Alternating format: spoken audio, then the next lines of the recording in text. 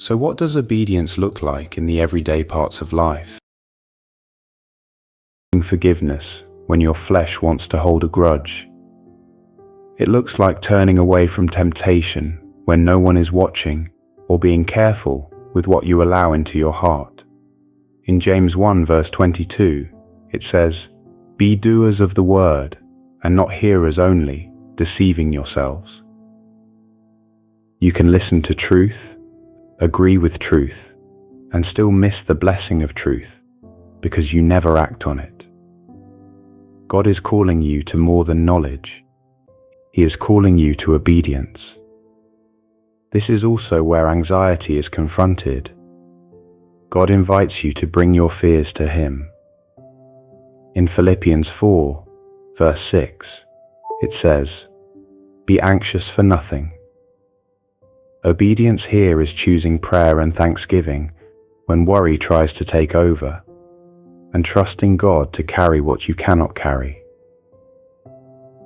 In 1 Thessalonians 5, verse 17, it says, "Pray without ceasing." That means you return to God throughout your day, even with short prayers. In Matthew 5, verse 39, Jesus says, "Whoever slaps you on your right cheek, turn the other to him also." This does not call you to stay in danger. It calls you to refuse revenge and refuse hatred. It calls you to trust God with justice and keep your heart free from bitterness. And notice what followed Abraham's obedience. God honored it. In Genesis 22, verses 15 to 17, God declared, "I will certainly bless you." Obedience did not make Abraham perfect, but it proved his faith was real, and God responded with promise. On the other side, disobedience carries pain.